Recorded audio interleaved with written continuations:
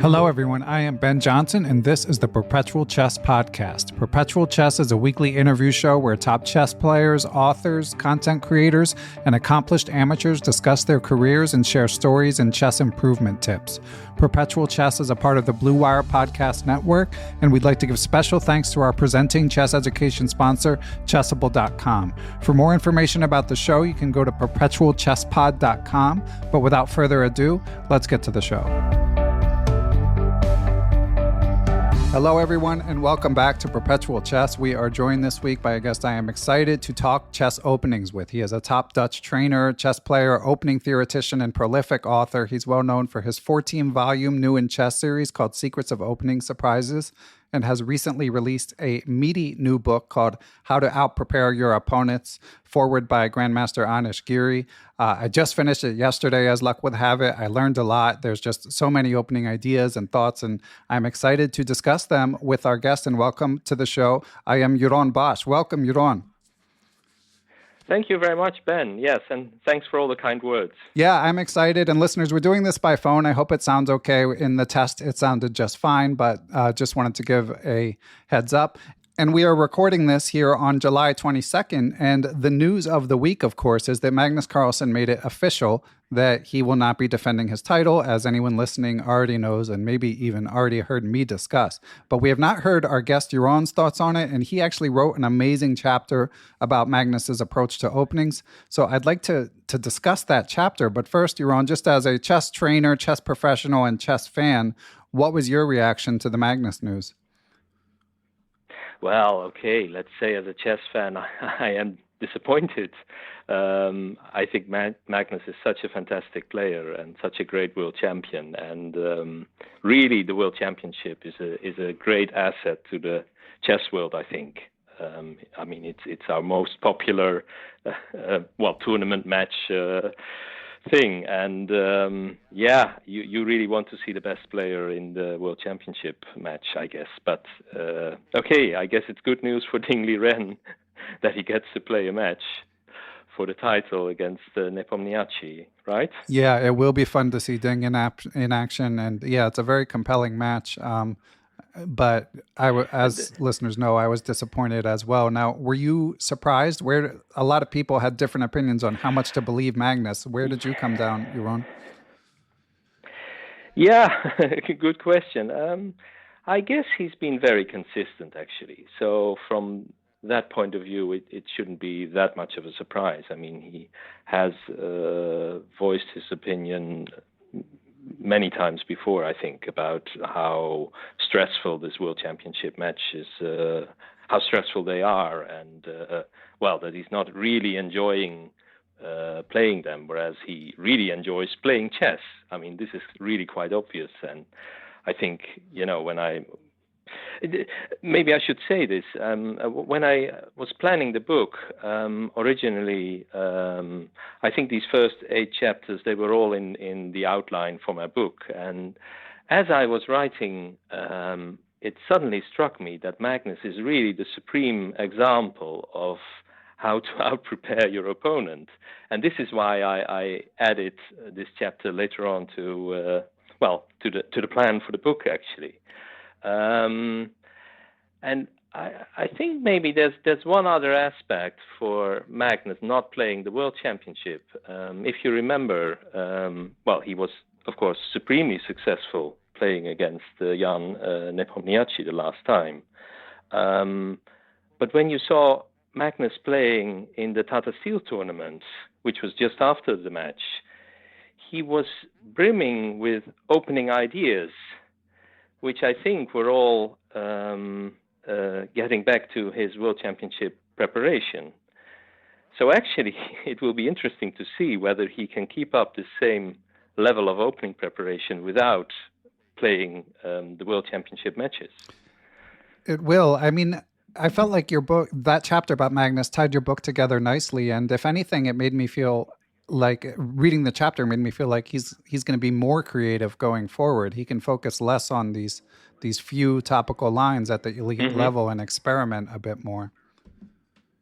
No, also true. Yeah. That's the thing about Magnus, isn't it? That he can that he can really switch, or that he can do it all, right? He can play both these surprising lines, or leave the main path, at the earliest possible moment. But he's also a master in, let's say, the Ruy Lopez or whichever main line you want to talk about. Yeah, I definitely, I mean, I've come around to the point of view that Magnus's openings, at least at some point, were underrated, but your book really drove home that point. What do you think people misunderstand about Magnus's approach to openings, if anything, Jeroen? Good question. Of course, modern chess is so different from what it was before we had the computer and we had these really powerful engines. And I think this is one of the things that I'm writing about.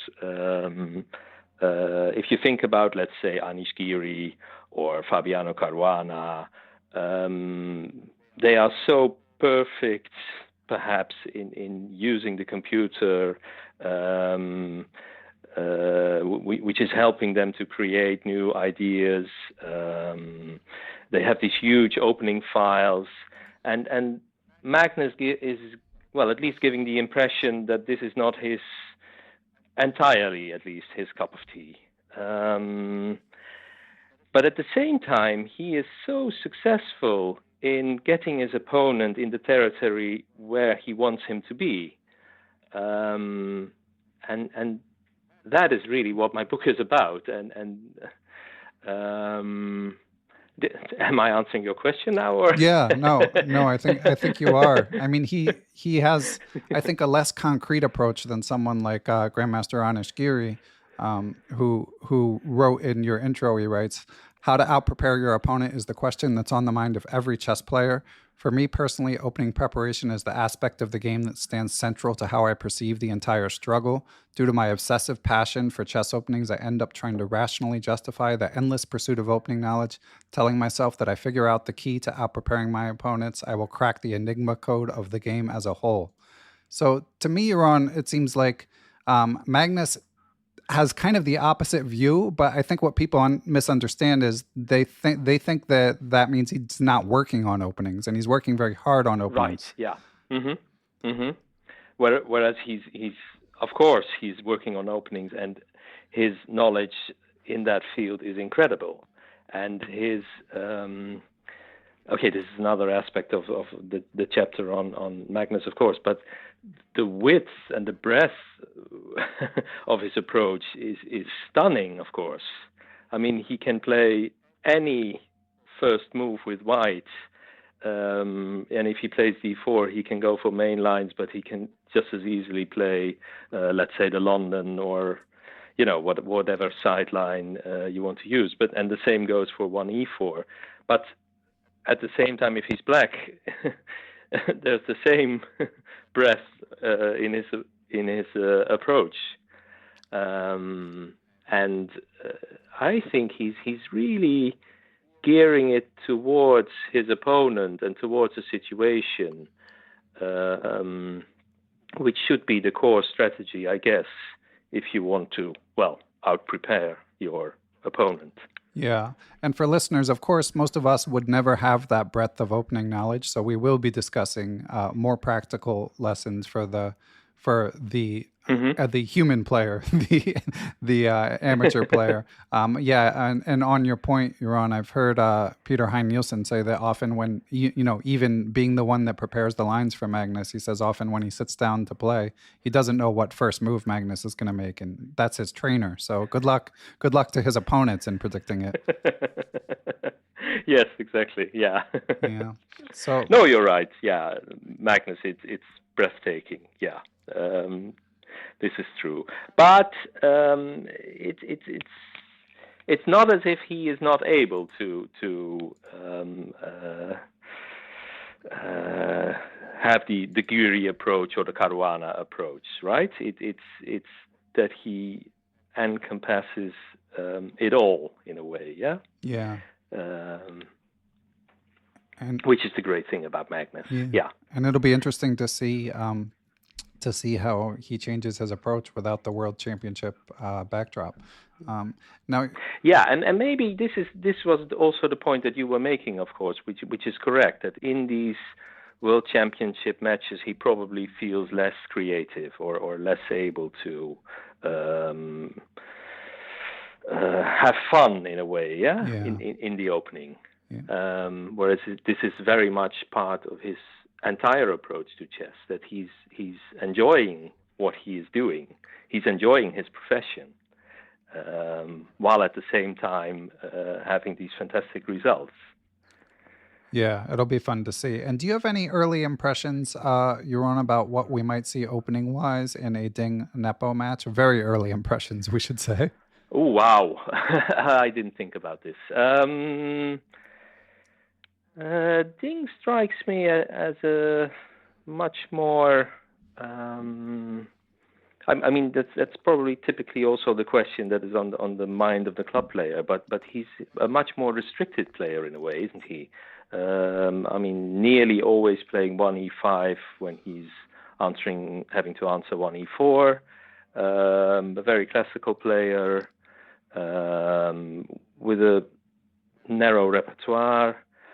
Well, Nepo was using this strategy as well in a way with black, when he was very successfully in the candidates using the Petrov to neutralize, well, not even neutralize, but even score against his opponents there.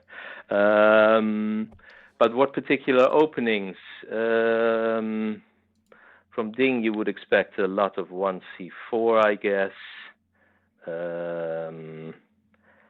And Nepo, I guess it's both e4 but also knight f3 and so on. Yeah, so it's hard to say in what particular field they will enter. Yeah, and the match, of course, is a ways away, slated for 2023. And Ding did mention that he's hoping to broaden his repertoire, and Nepo seems to be working hard, so maybe he'll surprise us as well. Yeah. Mm-hmm. But anyway, we are going to bring it back down to earth, and we've got lots of good listener questions related to ways that we can work on our openings, and we will dig into them right when we get back from this break. Our friends at Aimchess.com continue to roll out new features all the time. Some of the latest include a training room where you can work on tactics, advantage capitalization, blunder prevention, tons of stuff. They've got their own analysis board. And of course, they still have my favorite feature, which enables you to do large-scale review of your games and look for patterns that recur, review the mistakes that you've made in your games, set goals, and the list goes on. Aimchess is well worth checking out. And if you decide to subscribe, please use the code Perpetual30 or use the link in the show description to save 30% on Aimchess.com. And we are back. And what we are going to discuss, of course, is the major topic of Jeroen's book. Jeroen's book is quite advanced. I mean, Jeroen's very strong IM, lots of GM scalps on his resume, lots of tangles with top Dutch players in particular. So there's lots to learn from his book, but we're going to try to draw as broad lessons as possible for as wide an audience. And we're going to start with one of the ageless opening questions, Jeroen. Narrow or wide repertoire? What should we choose? Okay, first of all, this is an excellent question, of course. This is a listener question, right? Yeah. Yeah, let me read the question and do it full justice. All right, sure. Yeah. So this is from friend of the pod, Chris Wainscott, who says, over the years, I've heard some conflicting advice. On the one hand, I've heard it said that players should play a narrow set of openings in order to learn them more thoroughly. On the other hand, I've heard it said that players should switch openings from time to time in order to learn to play different structures.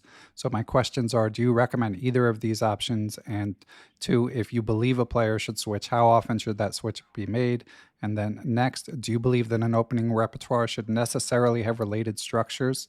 And there's one more question, but let's stop there for now. Yeah, I'm going to try and remember all these questions. Yeah. Let me see, because there's really there are many ways in which these questions could be answered, and I think, in a way, Chris perhaps could have written my book, yes. because I'm addressing these questions, and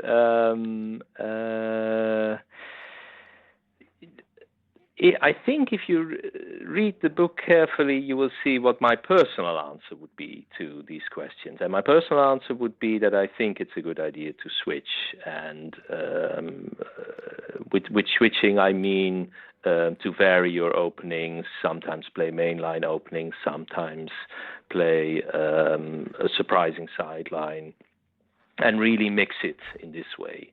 But this is my personal answer to myself as a chess player.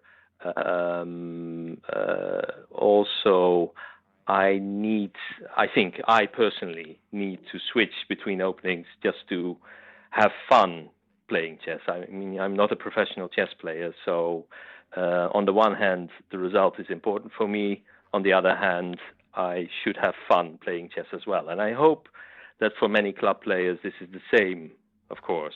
I mean, I'm sure that everybody wants to have a decent result, and at the same time, you also want to have fun playing chess, I guess.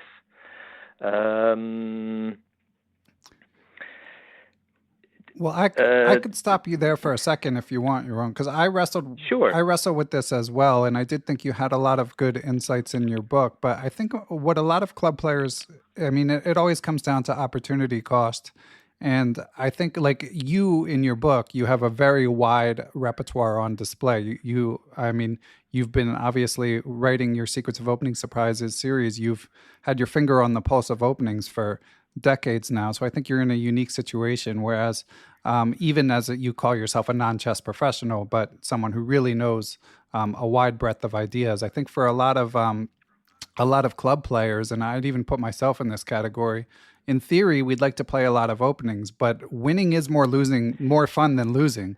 And we just feel like when we sit down at the board, at least I feel this way, I just feel like there are certain openings I know well enough where they increase my probability of winning, and it would take a lot of work to catch up those others. So any way to square that circle, Jeroen? Yeah. I was almost going to say, and this is based on conversations I've had or lessons I've attended from someone who approached chess in a psychological way. And she was saying that there's really, when you play chess, there is a triangle actually involved. And the triangle is between results, learning, and having fun. And ideally, there's a balance there, because nobody likes losing all his games and but learning a lot. Right. or but okay, maybe winning all your games is sort of great, and but without fun and without learning, okay. Yeah. Maybe this is the best of the three options in a way, but ideally there is this balance. But let's come back to the question: should you have this narrow opening repertoire? And of course, I realize that for club players, you are limited in time, that you have a limited amount of time to prepare your openings and so on and so forth. At the same time, the computer enables you to do all of this so much faster, and it has become so much easier to simply play a new opening than it was, let's say, 30 years ago. When it took so much more time even to gather all the material, let alone the methods of studying chess have become so much easier. Still, maybe I should say at this moment, I am also coaching the Dutch women team at the I will do so at the next Olympiad, which is actually in almost a couple of days. Yeah. It starts in India, but I've been doing so also in previous years, and to understand it, this team consists of 5 women, of which 4 are playing each round. This means that I need to assist 4 players every day for the next round in whom will they play, what opening will they choose, can I help them, preparing a specific line or not. And the really interesting thing is that, and I think this is something that all trainers and coaches are concerned with, that none of these preparations are the same. Each is an individual in their own right, and it shouldn't be my approach to the opening that is dictating the course of the opening preparation, but it should be, well, in this case, her particular strengths and weaknesses. And that means that for one player, they will have perhaps, very professional opening files, and they will use me as a kind of sounding board. Do you think I should play the knight or should I go for the Caro-Kann against this particular opponent, and then maybe which line, and so on and so forth. But somebody else will say, okay, I only play the Caro-Kann and that's it. And then there's no other choice. Yeah, you simply have to go there, and you go for the narrow approach, and this is also fine. Only you have to realize the risks in both approaches. So coming back to the Chris's question, wasn't it? It's really quite hard to give one particular advice if you don't know the player. If you haven't seen his games, if you haven't spoken to him on what are his preferences, and so on and so forth. So coming back to the question, do you recommend either of these options? I think ideally, especially in these modern times, I would say it's better to switch from time to time, or at least to have a wider variety of openings available. But that doesn't necessarily mean that for him this is the best choice. And you could easily imagine that, I don't know, playing like what he mentioned, I think is the Caro-Kann and the Slav. That could be a perfect combination, sure. And if these are your 2 openings, well, and you are really happy sticking to them, well, why not? Yeah, I do agree that it can be different for different players. And one point I wanted to add about what I was saying about it's more fun to win. You can select to begin with for playing openings that you consider fun, so that you're kind of killing 2 birds with 1 stone, since this is right. This is a hobby for each of us. And another factor that comes into play that makes it hard to give generic advice is the type of tournament you're playing, because like how much your opponent can prepare varies widely. In these United States weekend tournaments, it's often they might have 10, 15 minutes to look at something, in which case I don't think a narrow repertoire is that big a deal.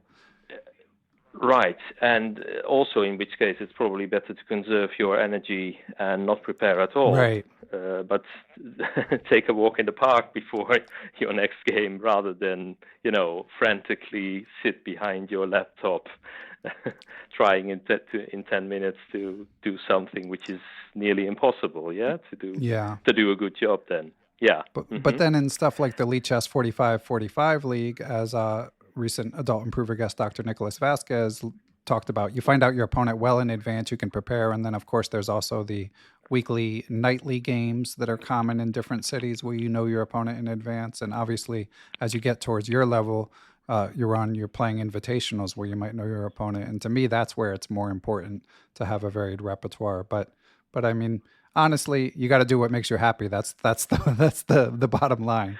Yeah, sure. And also, there's another interesting aspect involved in the question that Chris was asking, because I think, if I see his point correctly, he's arguing that if a player should switch, how often should that switch be made? But that sort of assumes that you make a switch and then you forget about your old opening. But why should that be? I mean, you can keep your old line and play something new at the same time. I mean, there's no absolute need for you to throw away all the work you did in the past on an old opening. Yeah, you quote Dvoretsky on that very point in the book, right? Right. Yes. Correct. Oh, you've read the book really well. Yeah, but it's a really good point. I mean, it really resonated with me when you said that. And also, I mean, the point that you made earlier in our conversation and in the book as well, that you can play the Caro-Kann and the Slav, but maybe have two different lines within it, so that if you do feel like you might be a sitting duck, at least they don't know which exact line you're going to play. And it might be a little easier because you do know the structures. So you're not playing something entirely different. So you might save some sort of, you might feel familiar enough to experiment within the Caro-Kann more than you would just to go from Caro-Kann to double king pawn or something like that. But so, yeah, lots of insights there. And of course, Chris, this is a timeless question for a reason. It could be debated endlessly. Let's finish up Chris's series here with his last question, which was, which I haven't read yet, which is if you could walk through listeners through how you would help a club level player select a repertoire. Okay, yeah, also a very good question. In part, I answered it, I think, in how I was helping the Dutch women preparing for games. I mean, for the club player, it's the same thing. I would want to see his games, and I would want to at least talk to him. You know, what does he like? What is it that he doesn't like? Where do you see your own strengths and weaknesses? Do you want to learn something new? Is that, you know, part of your opening approach, or would you rather, you know, stick to your old guns but learn them really well? So again, I can see very much the desire to have a very clear answer, you know, to a question. You want your trainer perhaps to tell you, okay, let's play the Sicilian Dragon, you know, and and this is what you should do. I think the job of the trainer or the coach is to get into the mind of your pupil and help him rather than dictate what the choice should be. So helping a club level player.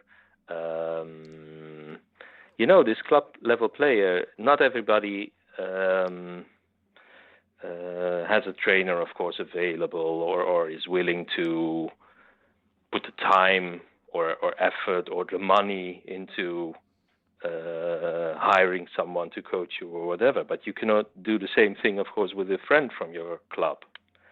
I mean, why not work together, discuss things? How do you see me? What do you see in my games? Where do I go wrong? Where are my weaknesses?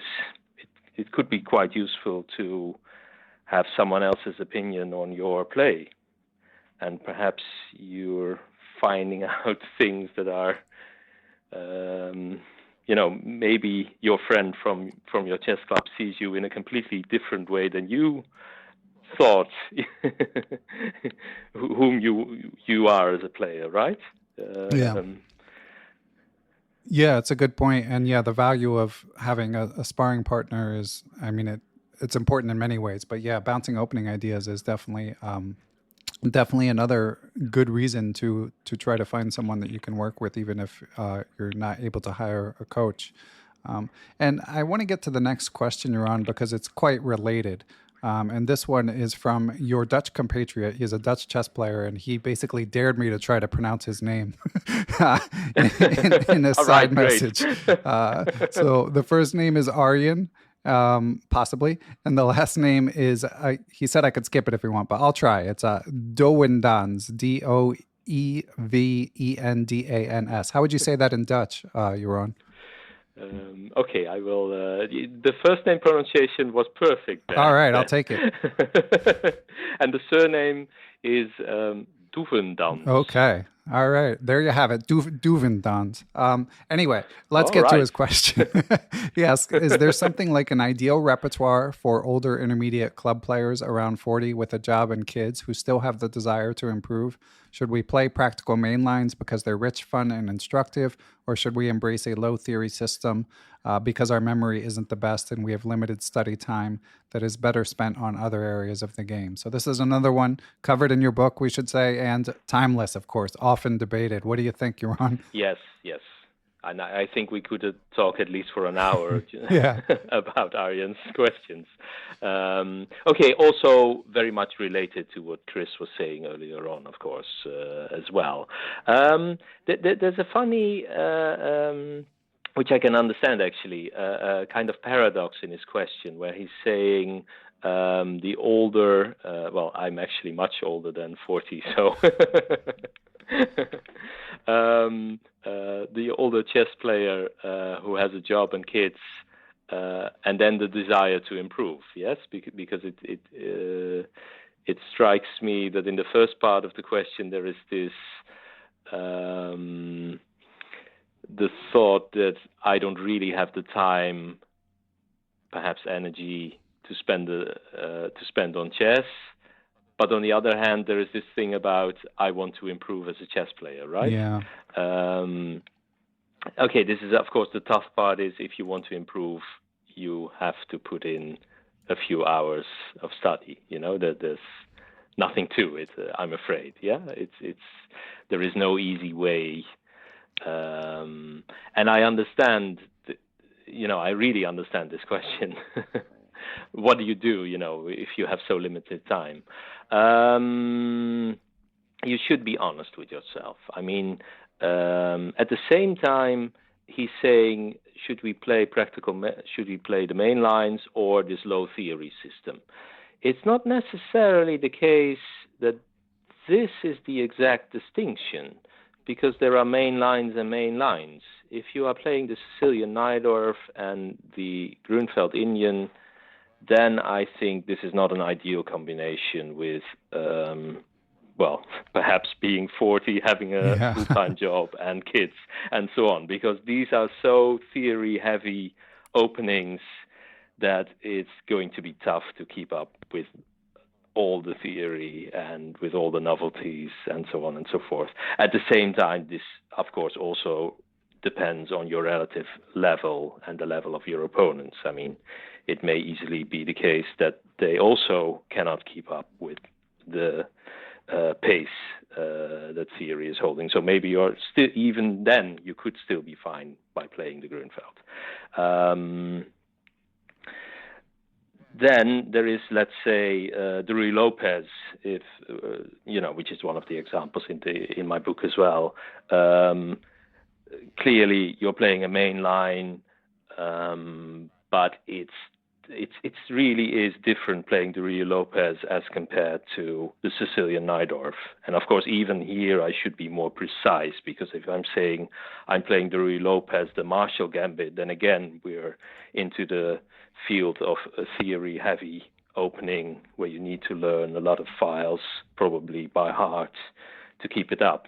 However, if you're playing a closed Ruy Lopez, you might be fine, with a limited limited time you're having to study theory. So that's the distinction even within main lines, let's say. And let's say you're playing a classical Queen's Gambit, then again, you're not going to be hit by a major novelty that's going to kill your entire variation, which could be the case if you're playing the Grunfeld, for example. And then, what are low theory systems? There is a risk there, of course. If low theory systems are exciting but dubious sidelines, it's possible that you can play this in a couple of games, then there is a refutation is known, and you're going to have to switch to another Right. low-key, surprising variation, which after a couple of games gets refuted as well. And again, you have to switch. You may wonder, of course, in which of these choices you end up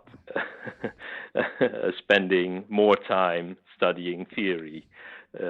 In the one case where you have forced yourself to switch almost continuously from sideline to sideline, or if you made the practical choice to go for a mainline opening, which perhaps isn't the Najdorf, but could be some other mainline. I mean, the French defense is also possible, of course, or the Caro-Kann or whatever. Yeah. Yeah, a lot of good advice there, Jeroen. There was a couple points I want to highlight. One was something you mentioned in your book, this idea of thinking about the price of a move, which is also something I interviewed Peter Svidler for the How to Chess podcast, and it was a concept he talked about when it comes to time management. But I also think it can be valuable in, as you wrote, constructing your opening repertoire, because as you say, in like the Grunfeld or the Najdorf, not only are they theoretical, but they're so dynamic that you better not make a mistake. Whereas the Queen's Gambit and the Roy Lopez might have a ton of theory, but if it's a more closed position, the price of a move might be lower. And that might mean even as a working 40-something dad, you can experiment within it or kind of fumble around in it. Absolutely, absolutely. And personally, I think I described this in the book as well.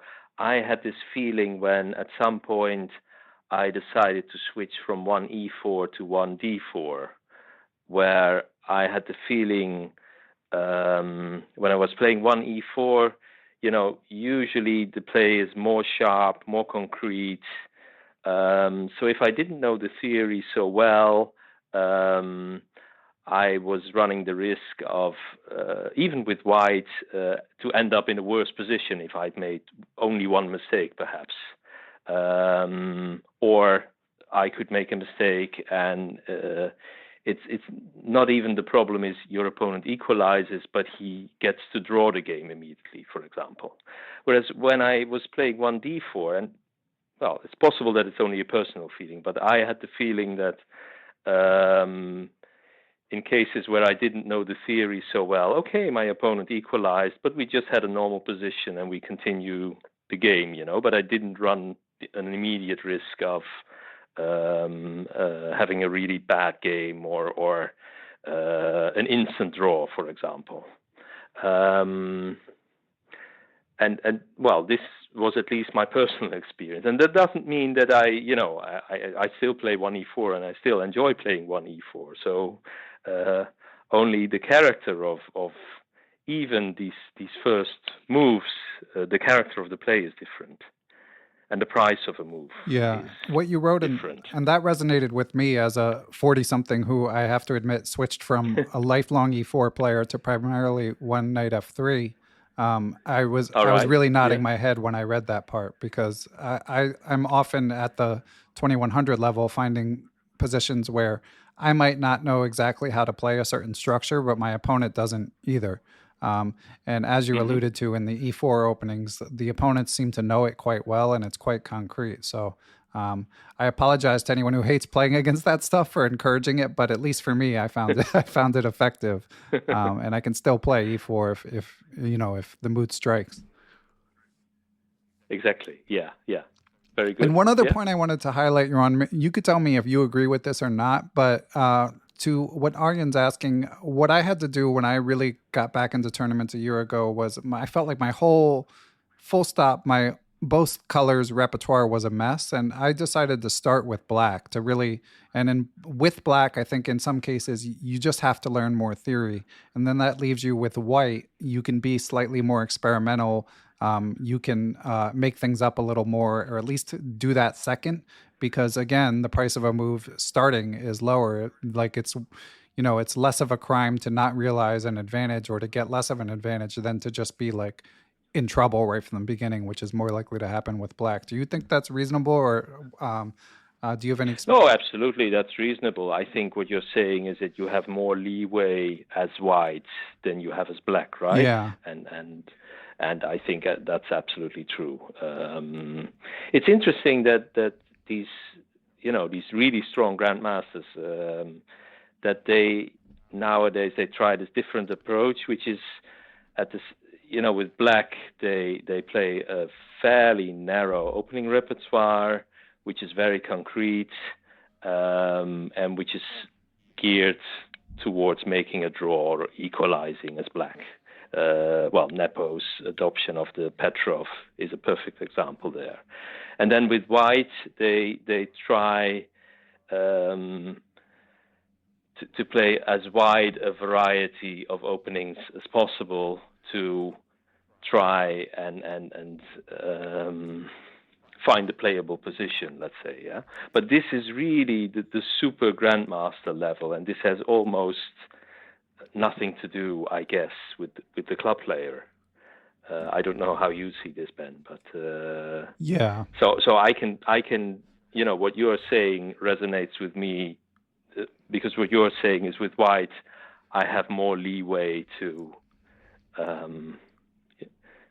play something, simply. Whereas with black, I really have to take care, because otherwise I might get killed in this Sicilian or whatever, right? Yeah. This is... Yeah, exactly. And when I recently interviewed David Howell, he made the same point about the narrow repertoire that someone like Nepo was showing. And he was saying even at his level, at the super GM level, he was thinking maybe I don't need to experiment as much as I thought. Hikaru, Ding Liren, and Nepo are somewhat predictable with black, at least.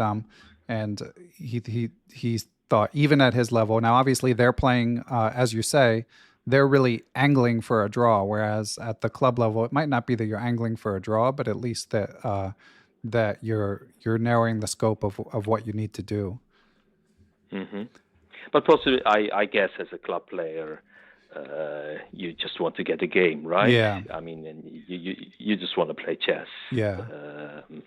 But still, you want to do it on your own terms and on your territory.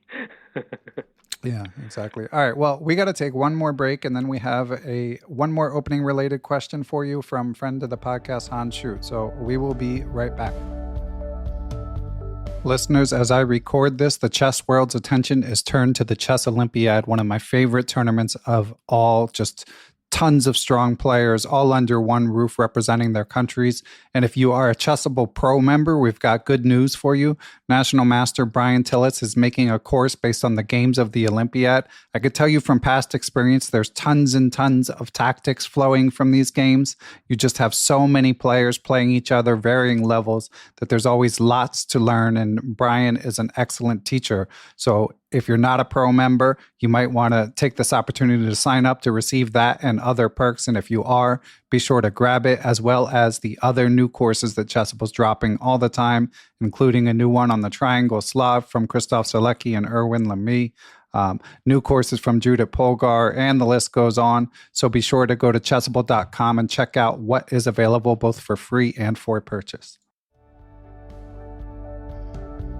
And we are back. And Jeroen, I believe that you have a long history with Hans Schuut, because both of his daughters were top Dutch girl players. Can you confirm this rumor? Oh, this rumor I can confirm for sure. Yes, he has two very talented daughters, both of them playing really very well and winning many national championships. In different age categories. It's especially Lisa Schuut, whom I got to know well. And I also had the pleasure of having training sessions with her and coaching her as she was a member of the Dutch women team. And really, Lisa's level of opening preparation was very, very professional, I can say. Partly also because, she was an early talent, and she worked with famous trainer Vladimir Chuchilov. Legend. And I think she kind of adopted his approach towards the opening as well. So my preparations, when Lisa was part of the Dutch women team, this was really very interesting also. I mean, she would have perfect professional opening files, and she would use me as a kind of sounding board. What do you think about my opponent? Should I go here or should I go there? where do her strengths lie. So yeah, that's you're right, and I can absolutely confirm this. And I think Han is really very active as a trainer and coach as well, isn't he? Yeah, he is, and in the United States. And I know he's a fan of your Secrets of Opening Surprises series as well. And you can tell that he enjoys opening research by checking out his Chessable courses. Exactly, yeah. So let's get to his questions, which I think are fun ones. So Han asks, he says, most games by club players are decided by tactics. At the same time, tactics flow from a superior position, as said by Bobby Fischer. How do you think club players should approach opening preparation beyond applying good opening principles, like the 3 golden rules of the opening in the chess steps method? And his second question, and we can take these one by one if you prefer, but I'll go ahead and read it, is which black openings would you recommend for club players against d4 and e4? Actually, let's stop and do the first one first. All right, yeah. Which is actually not so easy to answer also. Yeah. Although in part it comes back to, I think, what Arjen and Chris were also asking. Yeah. It's good because we are talking all the time about the club player, but who is this club player? Is he old? Is he young? Is he? There might be a difference here as well. When you are young, for example, I think, and especially when you are young in modern chess times, it makes sense to play a lot of different openings and to simply learn to play different structures and develop your chess in this way. I think this was also a point that Chuchilov was making when he was arguing that really the study of the modern chess opening, it's not about, well, it is partly about remembering files and remembering moves and so on, but you're doing much more than that. You are really working on your chess. You are working on the middle game. Perhaps in certain cases you are even working on the end game already when you are studying a particular opening. And for example, for very young players, I would really stimulate them to play gambits, for example, because it's good when you do this at an early age. You get the feeling for the initiative. When do you have compensation for a sacrificed pawn? When not? And so on. So there are some differences even within the, let's say, club level player. What type of player are you? Where are you in your chess career? What do you still want to achieve or not? Yeah. And I think it's not just young players, but newer players, I think, to your point, can benefit from playing gambits. Fair point. Absolutely. Yes. You mean the late developers and or those that are getting late into chess. Yeah. And yeah, absolutely. Yeah, and you're right. Yes, sorry. I was just going to echo that I had highlighted the same sentence you just mentioned from Chuchilov, that working on openings is synonymous with studying chess, that they're not separate. I mean, I would echo, and you mentioned this in your book, don't just memorize lines, but if you're looking at whole games of the openings you like, you're not just studying openings. Exactly, yes. And maybe this is, also partly an answer to Hans' question. I mean, beyond applying good general opening principles, which is actually great advice, of course, from Han. The same goes for model games in certain openings. I don't know if you are, let's say, which is actually would not be a bad choice. Let's say you want to play, you are young or fairly new to chess, and you want to play something against the Sicilian, and you decide to play the bishop c4 lines against, different Sicilian variations. It would make a lot of sense to study the games of Robert Fischer. I figured you were going there. And, yeah. And perhaps they are no longer theoretically that relevant, and ways have been found by black to neutralize these lines. But still, I mean, there's so much to learn from chess-wise that this would be great, of course. Yeah, and a couple other tricks that, of course, have come up before on the podcast. You can use something like the Lichess Opening Explorer if you're looking for illustrative games within an opening, and then it'll show the games. Look for names that recur. If you see someone that plays a certain line that you're playing, try to find that. And then obviously in something like a Chessable course, they provide illustrative games, and that's always a good start as well. So let's get to Hans' second question, which is which black openings would you recommend for club players against d4 and e4? Personally, I would choose the Dragon and King's Indian if I started playing today because it's fun to attack. I would switch to the Grunfeld and Najdorf once my ELO reached 2000. So he's curious, both if you were advising a kid and an adult chess player, what black repertoire you would pick. Yes. Okay. Again, a very good question, of course. And again, I would ideally I would go for an individual approach and an individual advice. But I completely agree with Han on the Dragon. Actually,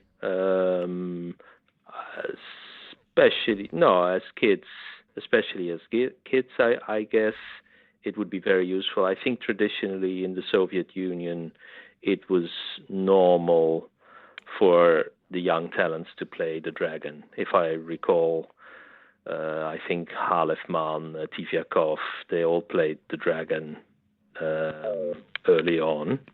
Yeah, the Dragon is always a fun choice, and my friends Greg and Jennifer Shahade both came up with the Dragon and became fierce attacking players, I think partially due to that muscle memory.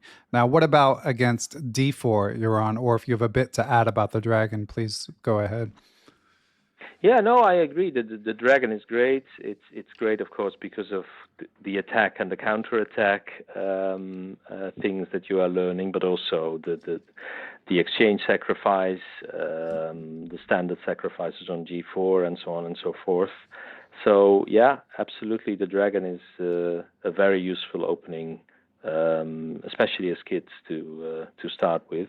Against 1d4, Han was suggesting the King's Indian, which is interesting because, to my mind, the King's Indian is a really difficult opening because on the one hand, you can end up in these very closed positions, and on the other hand, the positions can be really open as well. So it would strike me as quite difficult for a young kid to learn. On the other hand, and this is my counter example would be, for example, Luc van Wely, whom I knew personally from a young age, who always played the King's Indian, as did Kasparov, of course, when he was young, and he did perfect with this. So I guess the King's Indian is fine as well.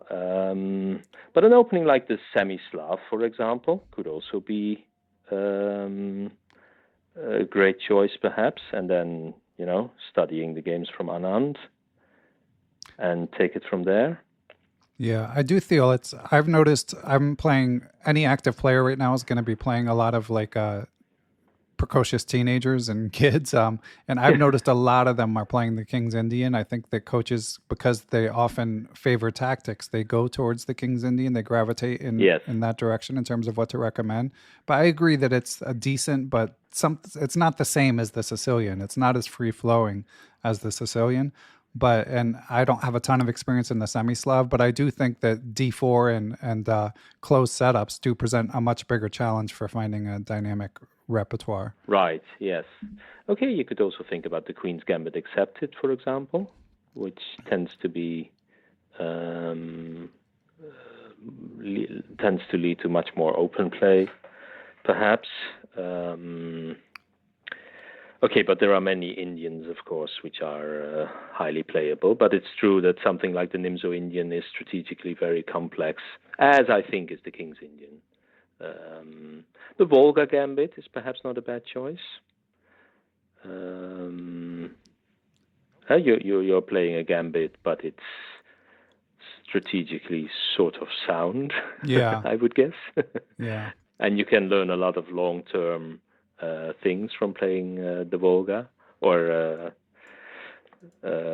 I don't know. That's not the name. I should say the Benko Gambit is perhaps more resonant with the United States. Yeah, it is more commonly known as the Benko here. Yeah, and even though it's Yeah. and you do sack a pawn, but yeah, it's not like these wide open positions. Although I do think it's a good opening for club players in particular.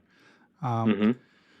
Great. Well, has been a lot of great opening insight. I want, before we wrap up, if you're okay with it, Jeroen, I want to hear about a few career highlights. But do you have any closing advice about openings? I mean, as you mentioned, we could talk about this stuff for hours, but I mean, so much of this is covered in your book. So, but do you have any just sort of closing bullet point type advice you could give? I'm putting you on the spot here. Oh, yeah, you are putting me on the spot, but that doesn't matter. In a way, perhaps it's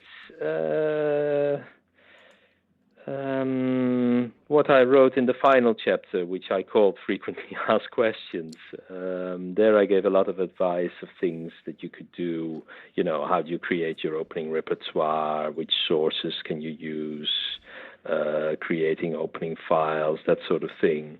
But maybe a special one, because it's one that a friend of mine who read the book then said, oh, wow, I really like that example, is while you are studying your openings, ask yourself questions. Why do they play this move? Why not a different move? What is the reason? If you study like this, you will understand much more of what is going on. And in the book, I'm mentioning this example from actually it's a game from, again, Vladimir Chuchilov, who was beating Viktor Michalewski early on in an opening variation. And it's a great example of how Chuchilov had already prepared the opening by asking himself questions at home while he was studying. And this is something that we all should do, I guess. You know, not automatically assume that the move that they always play is the correct move, or at least ask yourself, why is that the case? And it's also interesting, sometimes if you switch the engine on, you can see that very often it will suggest a move that hasn't been played on the human level all that often before. Yeah. And that's interesting. And it won't be a bad move, you know, if the engine is suggesting it. Yeah, that does happen fairly often. Yeah, and that is good closing advice. I often find myself quoting Ganguly when I interviewed him. Said never. I mean, many people have said this, but never memorize a move that you don't understand. And it's so easy to fall prey to that. You know, when we have limited time and we're trying to drill our opening lines. So, Jeroen, you've got some great stories in the book. You know. Within the realm of discussing openings, I mean, you've had some really impressive results, beating Sokolov. You beat Jan Timman with black. You have a great story about beating the legend Lubojevic. What are your favorite OTB chess memories from all this time training and competing? Wow, my favorite. Okay, this game is not in the book, but I also beat Jan Timman. I think you mentioned it just now, yeah. But I beat him in one game. This is of course great, you know, as a amazing, touch player. yeah. If you're playing Jan Timman, you're already happy to play. Yeah.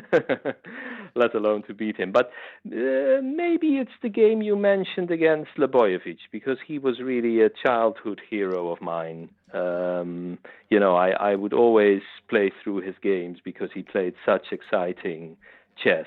And I got to play him twice, actually. Once I was...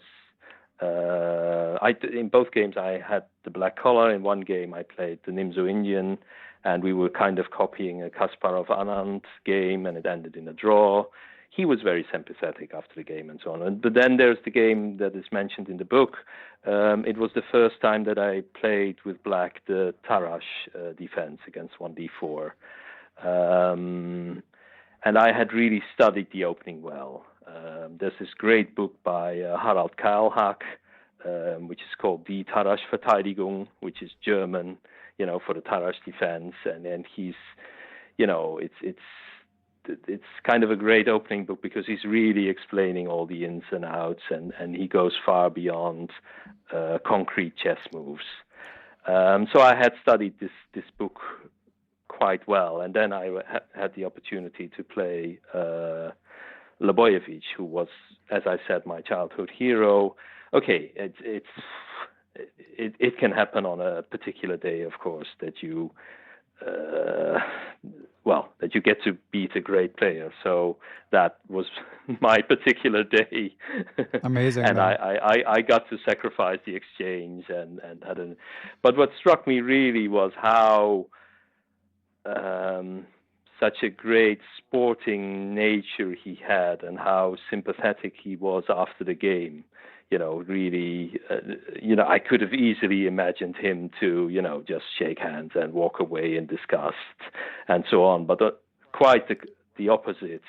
He was so sympathetic after the game, discussing all the ins and outs and asking me questions about here and there. And so, yeah, that is really a favorite memory. And as I said in the book, I was talking to Dutch Grandmaster Friso Nijboer later on, and he heard the story of how I played my first Tarrasch defense and beating Lebojevic, and then he said, "Yeah, you understand, Jeroen, that it's never going to be this great again." Right. Which is a very realistic advice. Yeah. True, of course. Yeah. Yeah, but Lebojevic is very high on the list of people I haven't interviewed that I'd like to. Ben Feingold finds him very entertaining, and yes, oh yeah, you should absolutely do this if he's willing. That would be great. Yeah. And I do think that there's a lesson for us club players from that story, Ron, in that, like, even though you were playing a grandmaster, you could have, a legendary grandmaster at that, you could have backed out and said, you know what, I'll play the opening I know for this game and save the Tarrasch for another one. But you'd been prepping it, and you decided just to let it fly, and it worked out. Absolutely, yeah, and I think this holds true for all levels in chess, I think. Don't be afraid, just play it. Just play what you... there is no need to hold back. And I understand, of course, about, really important games and so on and so forth. But, of course, this game against Lebojevic was also an important game. And you are right, I could have played, again, this Nimzo Indian or a Queen's Gambit or whatever, but I saw it as a great opportunity to test this opening that I had just studied. Yeah, you're right. Yeah, so that is good advice for everybody in chess, I think. Yeah, great story and great advice. And often we will relate this to ourselves, and we'll think, I don't know all the theory, and I and so on and so forth. But be assured, your opponent also doesn't know all the theory. Yeah. He's also not aware of everything. I just mentioned this game where I happened to beat Jan Timman, and he played 3 bishop b5 check in the Sicilian. And I thought later on, I was actually kind of relieved perhaps, because he could have just played 3d4 and we would have gotten into a theoretical Najdorf or something else. I think I was planning to play the Najdorf for that game. And, he probably thought, I'm going to avoid theory and so on and so forth. It's, on all levels, you have this aspect of chess where the opponent also doesn't always know everything, understands everything, and so on and so forth. So really your advice is excellent. Just go for it. Yeah. Now, if I could only follow it. Well, Jeroen, one last thing. As you mentioned, you're taking off in a matter of days to India to coach the Dutch women's team. By the time people hear this, you will already be there. So what goes into that? Like you've mentioned, you'll be helping each individual prep and tailoring to their concerns. But how much have you done beforehand, and how are you feeling about the trip, just on a sort of more personal, getting ready to travel level? Getting ready to travel is what I'm going to do for the next couple of days, because I didn't really up until this moment. Okay, there was a lot of preparation involved by ways of, let's say, obtaining visa for all the players, the plane tickets, arrangement of hotels, and so forth, and so on and so forth. I mean, the Olympiad is, of course, it's a great event, and it's incredible how many countries, how many teams are taking part, of course. In the women competition alone, there are 162 country teams. In the men's competition, I think it's, more than 180. So it's a huge event, of course. And India, of course, took up the organization just after the invasion of the Ukraine. When it was decided that the Olympiad could not be held, of course, in Moscow. So they had little time to prepare, and I'm sure they do everything they can to make it a great event. From that point of view, I'm really looking forward to it. Did we have a lot of preparation before the Olympiad? No, we didn't in this case, unfortunately, but we could not arrange it this time. On the other hand, we have exactly the same team as we had last year for the European Team Championship in 2021. So that's great. So I know all the players. They know me. I know their repertoire. So from that point of view, we are already prepared, let's say. Sounds good. And do you know, like, roughly what seed the Dutch women's team will be? Yes, they are 17th at this moment. Yeah. Great. So we'll try and get into the top 10. Let's say that's a good goal. Let's make this our ambition. Yeah. Excellent. Well, Jeroen, I wish you safe travels and entertaining trip. There's so much folklore associated with the Olympiad. I'm always a little jealous of anyone going, and whether it be as a player or a trainer. And yeah, thanks for all of your opening insights. The book is called How to Out-Prepare Your Opponent. As always, New in Chess has a free sample that you can check out if you go to their webpage. Tons of different opening ideas and insights within the book, especially for more advanced players. So thanks again, Jeroen. Thank you very much, Ben, and also your listeners, of course, for the great questions. Thank you. Thanks to everyone who helps make Perpetual Chess possible. Big shout out to my producer, Matthew Passy. I'd also like to thank the Blue Wire Podcast Network, with whom we are proud to be affiliated. Be sure to follow us on social media, Beneficial1 on Twitter, at Perpetual Chess on Instagram, or you can join the Perpetual Chess Facebook group. You can email me, ben@perpetualchesspod.com. And of course, last but not least, I'd like to give major thanks to the Perpetual Chess Patreon and PayPal supporters.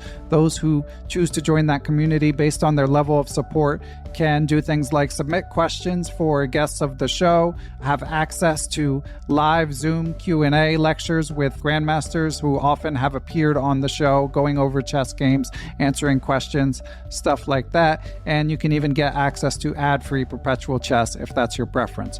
But most of all, thanks to everyone for listening, and we will catch you all on the next episode.